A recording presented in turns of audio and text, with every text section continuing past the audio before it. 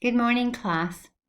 So, last lesson I talked about a whole bunch of body systems, ranging from the nervous system to the circulatory system to the skeletal and muscular systems. And I mentioned the fact that in the next few days we're going to be going into a bit more detail for three of them. So the circulatory system is one of those in which we're going to be going into more detail.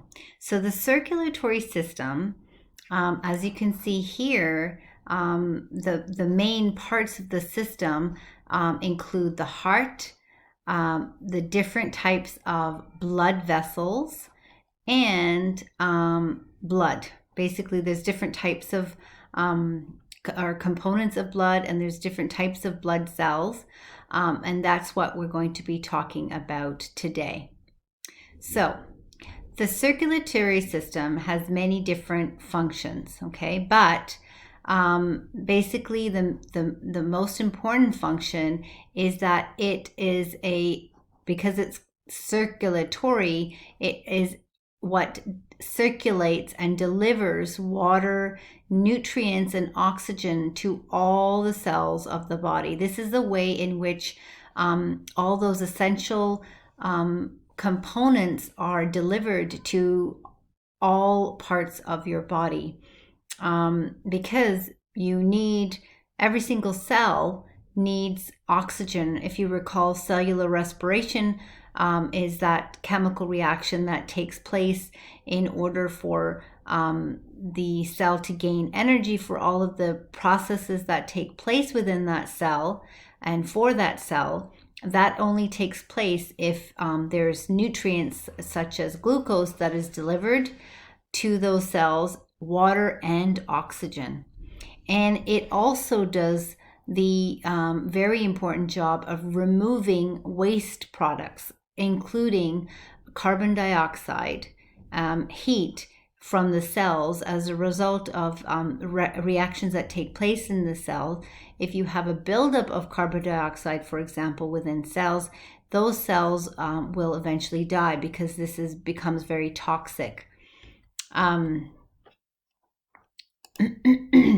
And another important function of the circulatory system is that it transports hormones to from wherever they are produced within the glands, endocrine glands, to wherever they are needed to stimulate certain functions like growth and reproduction, for example. The circulatory system contains specialized cells that protect the body from disease. So they're very important for the immune response of your body. So blood, as you know, is the fluid that is transported by the circulatory system. There are different parts of or components of blood. There are the solid components, which includes the red blood cells, and these are the components of blood that carry oxygen and basically deliver oxygen to all the other cells and collect the carbon dioxide and remove that carbon dioxide from cells to finally to the lungs so that carbon dioxide can be removed. Okay, so carries oxygen from the lungs to the body cells, and then carries carbon dioxide from the cells because it's a waste to the lungs. That's the red blood cells. The white blood cells they're colorless, and their job is to basically for the immune system response to fight infection and disease. And then we also have another solid component, which are called the platelets. And these are fragments of cells, and these are very important for allowing the blood to clot. If you cut yourself, you scratch yourself, or you scrape yourself, and you start to bleed, without platelets, you would continue to bleed. And so platelets are very important for prevention of blood loss and to basically prevent infection, because as the blood is clotted, foreign substances cannot enter your circulatory system. Another component is the liquid component of blood, and this is in basically the plasma, and most of the liquid component plasma is made of water. And then there are other components that is suspended within that plasma. Nutrients are also suspended in the plasma. So this is a diagram of a blood vessel carrying the plasma, that clear yellowy liquid here, and then the plasma contains the white blood cells, these different types of purple cells. There's more than one type of white blood cell, and then also these platelets right here, and then the red kind of donut-shaped blood cells. So blood with oxygen attached to the red blood cells, it's oxygenated right over here, is usually bright red, and blood with carbon dioxide attached to the red blood cells is darker color. It's purplish. It's deoxygenated. Oops. And this is an example of platelets healing, causing the blood clot to take place. And over here we have a white blood cell, and basically it's basically going to attack a foreign bacterial cell and will engulf it eventually and basically eat it up. Very simply put. So blood vessels, there's two different types. There are the arteries, which are they are basically thicker, and these are thicker arteries, and then you have thinner arteries called the veins, and in between these are very, very thin blood vessels called capillaries, and they connect the arteries with the veins. Okay, so arteries, every heartbeat receives blood from a heart at high pressure. The thick layer of muscle is able to stretch. Overall, the arteries are thick, and usually they can withstand the force of high pressure blood. Capillaries, on the other hand, are usually only one cell thick. They allow for things like oxygen, carbon dioxide, nutrients, and other substances to go between the blood and body cells. So your capillaries basically surround other body cells so that exchange can take place within the capillaries and those body cells. They are usually only one cell thick. That's why things like oxygen and carbon dioxide, water can get through easily. And basically 10 together equals the size of one hair. Very, very, very thin. Okay. And they branch extensively throughout the body. And then on the other hand, we have the third type of blood vessel, the veins, and these veins receive blood from capillaries at very low pressure. They're thinner. Then they're near skeletal muscles, which contract to keep the blood moving towards the heart. And they contain a whole bunch of one-way valves that prevent the blood from going backwards. So there are three major components of the circulatory system: blood, the blood vessels, and the heart. These are the three main components. The mammalian circulatory system is divided into two circuits, and they're basically two pathways. The first one is known as a pulmonary circuit, which involves the lungs, transport between the from the heart to the lungs and back to the heart again. And then there's the systemic, which is the circulation toward the rest of the body. So this is so from this diagram over here, you can see that the blood coming from the body goes back to the heart. From the heart, it goes towards the lungs, and it's carrying low oxygen. This blue blood is low oxygen and high carbon dioxide concentrated, and goes to the lungs. At the level of the lungs, there's gas exchange that takes place. Carbon dioxide, a lot of it is gotten rid of, and oxygen comes into the lungs. And then this blood basically now is high in oxygen and low in carbon dioxide. It travels back towards the heart, and then it's pumped out of the heart. It's a highly oxygenated blood, and then eventually goes to the body, where it is delivered all throughout the body until it meets the blood vessels that are low in oxygen and high in carbon dioxide again, and this is a cyclical or a circuit, so that this is what happens constantly.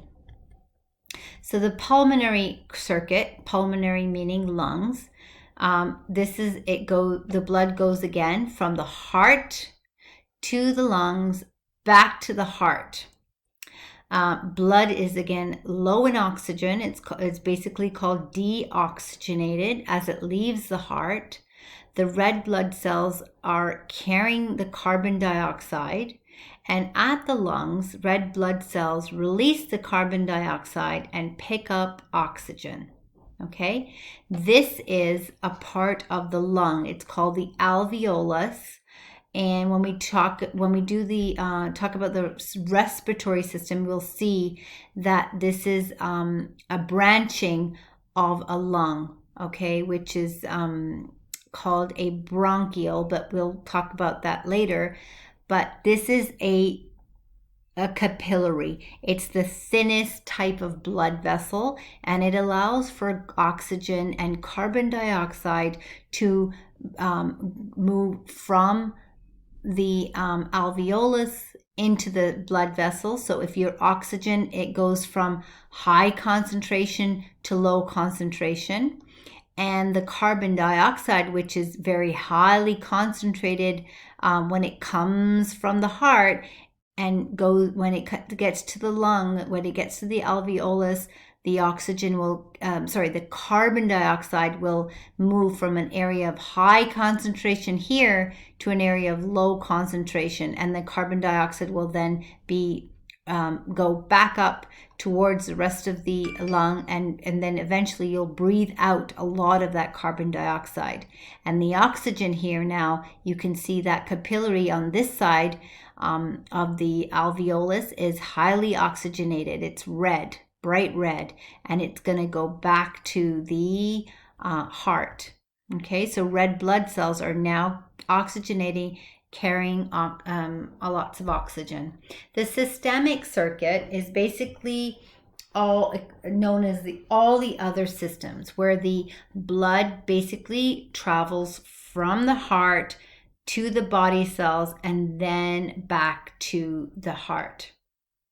The blood is, when it leaves the heart, it's highly oxygenated and it's carbon dioxide poor. That means it doesn't have a lot of carbon dioxide when it leaves the heart. And at the body, all the cells, so the arms, the legs, the brain, and every part of the body, blood will release the oxygen so that those body cells can utilize the oxygen, and it will pick up that carbon dioxide waste. So now when it goes back towards the heart, it is oxygen poor and it is carbon dioxide rich. Why is oxygen dropped off at body cells? Well, because we know that for cellular respiration, you need oxygen to react with the glucose to produce those ATP, adenosine triphosphate molecules that we talked about before while we were in school. These are the molecules that provide energy for all the other cellular processes that take place within those cells. So oxygen is vital for cellular respiration to take place, and cellular respiration is vital for all the cellular processes to take place. So remember, this is the equation, the reaction equation, which is glucose plus oxygen react to produce carbon dioxide, water, and ATP. Watch the pathway of one red blood cell. Oops. So you see, this is one on the right hand side. It's going to the heart, back to the lungs, back to the heart. Now it's oxygenated, going all the way to the foot. And then it's going to travel water back up to the heart again, through to the lungs. And every time you can see there's a difference between the oxygenated and the deoxygenated, or the high. There's a lot of carbon down here, and when it gets to back to the lungs, it becomes oxygenated. So there's more oxygen over up here. Okay.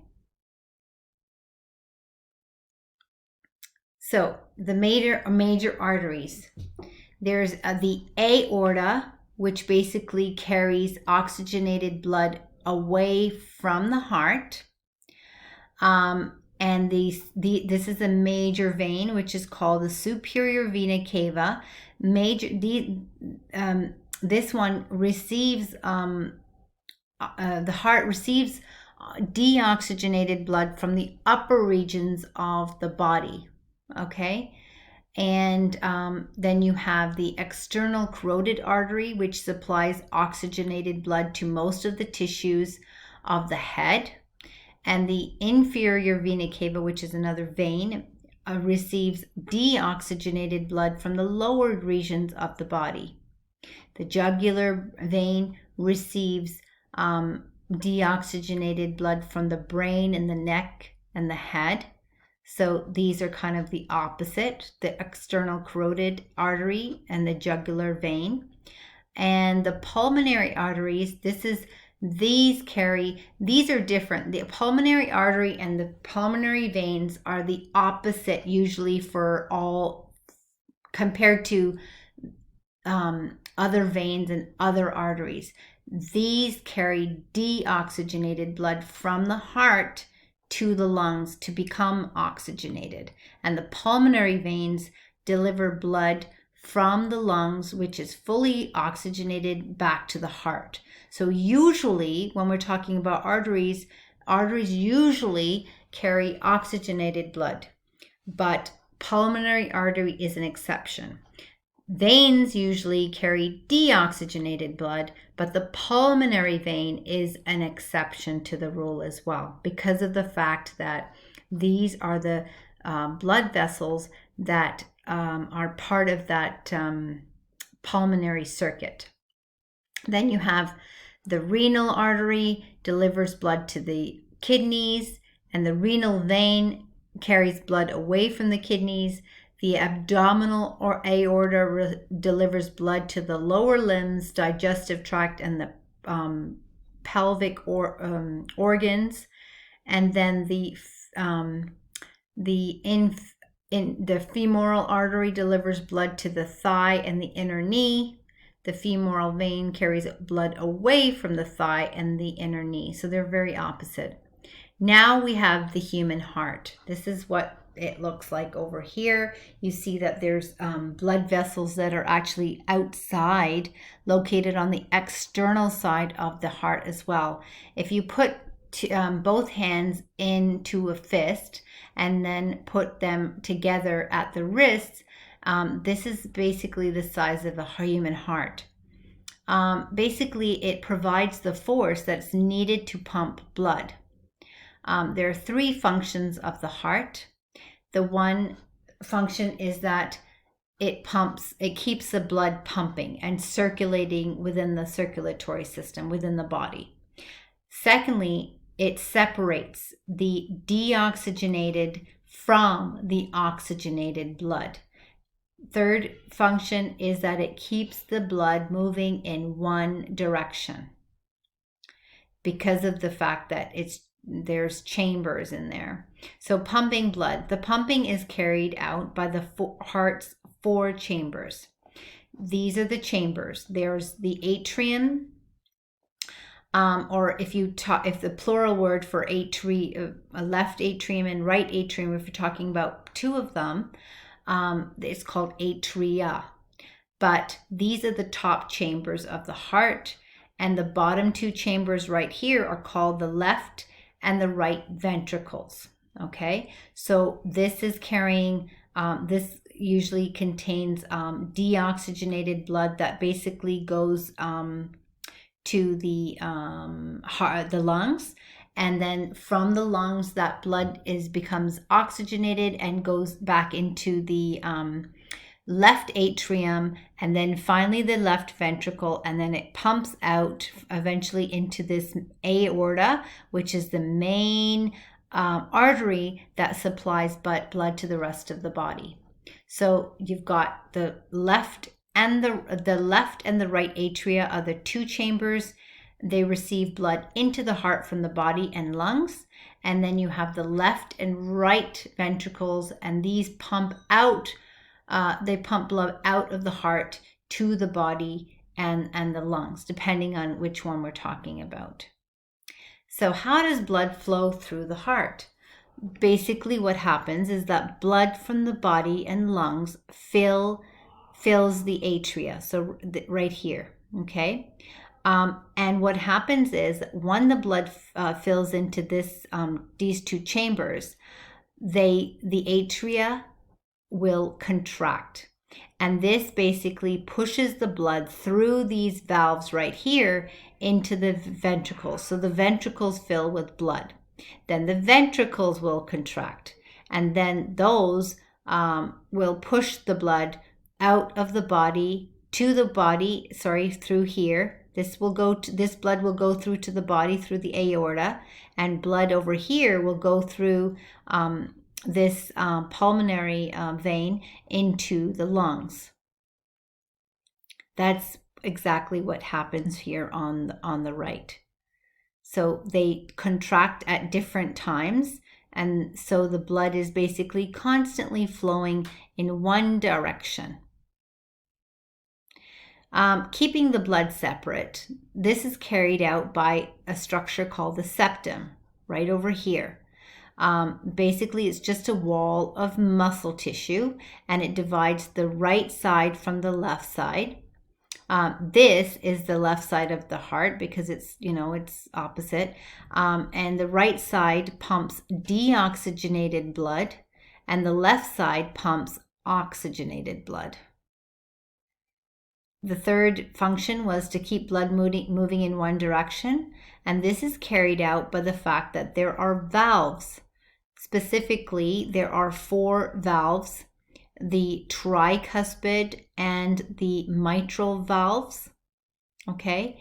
And these keep blood from washing back towards the atria. So this is the atria, this is another atria, this is the ventricle, this is a ventricle, and that tricuspid and mitral valves basically do not allow the blood to go back up. Basically, it allows the blood to go through the pulmonary valve and into the pulmonary vein, or the it allows for the blood to go through the aortic valve into the aorta. Okay, so no, and sometimes there's things that happen that cause the valves to not function properly, and then person has to have surgery, etc., to fix the valves. But then there's the pulmonary and the aortic valves, which prevent blood from flowing back into the ventricle. So the pulmonary valve prevents backflow into this ventricle, and the aortic valve prevents blood to flow back into this ventricle after leaving and these valves are what create the lub-dub, lub-dub, lub-dub sound. This sound is made by when the valves are closing.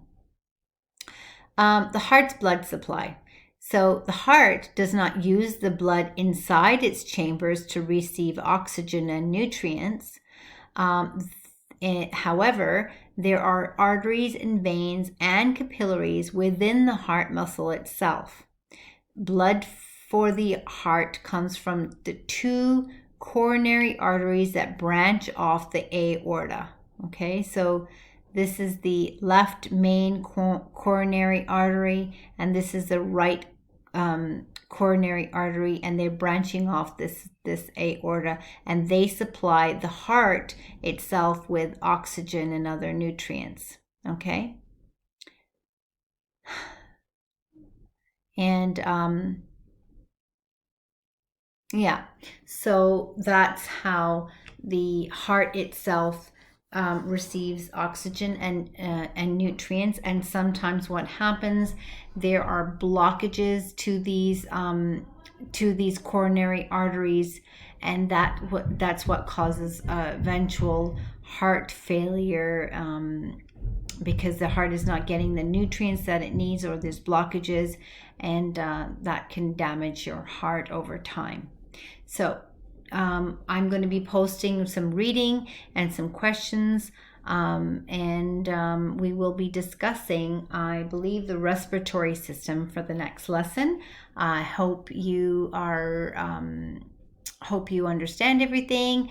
If not, please let me know, and I'm happy to help.